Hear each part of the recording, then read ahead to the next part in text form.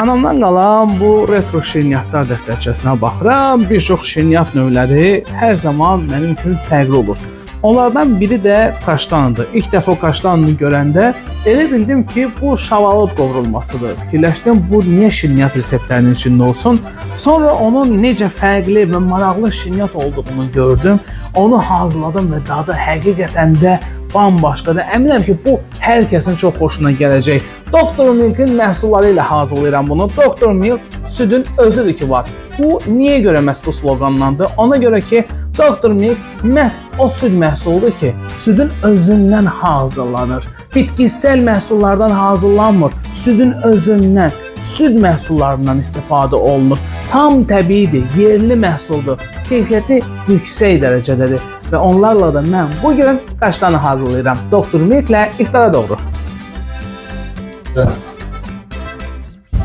Kaştanın hazırlanması üçün mənə xəmirə görə 4 dənə yumurtanın, bişmiş yumurtanın sarısı, daha sonra biraz qabartma tozu, 1 çay qaşığı, xama 15% yağlılığında Dr. Milk'in, sonra un lazım olacaq, şəkər tozu 2 çay qaşığı, 150 qram kərə yağı. Bunlarla birlikdə qəşəng xəmir yoğuram. Bir də mən onu deyim ki, məsələn, kaştanla hazırlanması üçün glazur hazırlanmalıdır. Glazurda ayrıca süd qaynadılmalıdır, ona kakao əlavə olmalıdır, şəkər tozu əlavə olunmalıdır. Dr. Milk mənim bu barədə işimi yüngülləşdirəcək. Düzdür, həmin o retro dadı saxlayacağam öz olduğu ləzzətli olduğu dadda, amma işimi yüngülləşdirəcəm. Necə? Bunu glazur hazırlayanda deyərəm, hələlik isə xəmiri yoxuduram. Kərə yağını, unu, qabartma tozunu, şəkər tozunu da əlavə etdim. Yumurta sarısı. Xama 15% yox, 25% istifadə etdim. Bu xəmiri daha kövrək, daha ləzzətli edəcək.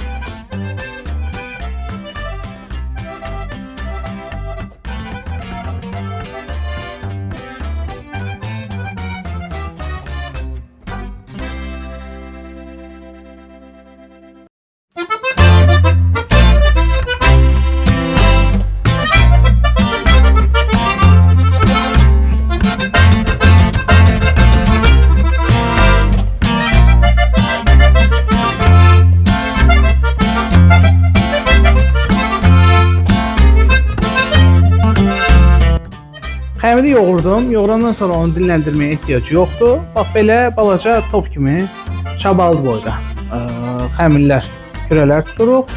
Bunları sobada bişirəcəm. Tam bişəndən sonra, hazır olandan sonra, üstü bir balaca xına rəngi olandan sonra onları glazura batıracağım. Glazuru isə bişirməyəcəm. Yenə deyirəm, sadə glazurdan istifadə edəcəm.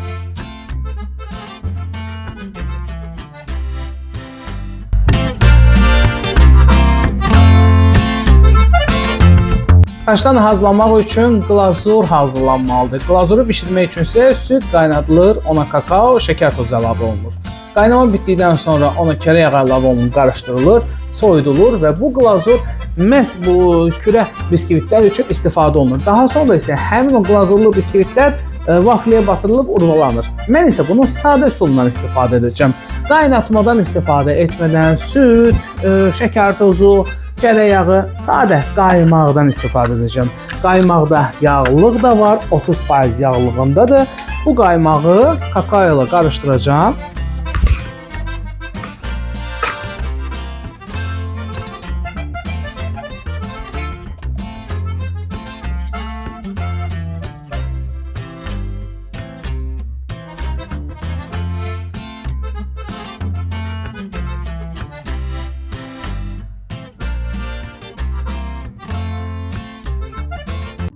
Mən içəri şəhərdəyəm. Hazırladığım həmin bu kaştanı gətirmişəm ki, kiməsə hədiyyə edim. Qızım, bir dəqiqə ola.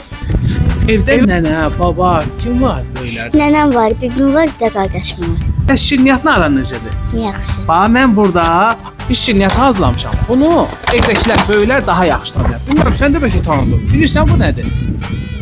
Onda bir dadına bax, gör necədir. Yaxşıdır. Yaxşıdır. Başla. Onda bunu götür. Bax, Dr. Milk'dən də süd məhsullarıdır. Bunlar hər kəs üçün faydalıdır. Özü də tam təbiidir. Bunu da evə apar. Denən ki, Kərim əmi bizə hədiyyə verirdi. Dr. Milk'lə iftara doğru. Yaxşı? Yaxşı. Buyur. Kömək eləyim sənə ağır olar. Yox, çox sağ ol. O zaman sən Sağ ol. get. Nənə çağırır. Get Sağ ol. yavaş yavaş. Sağ ol.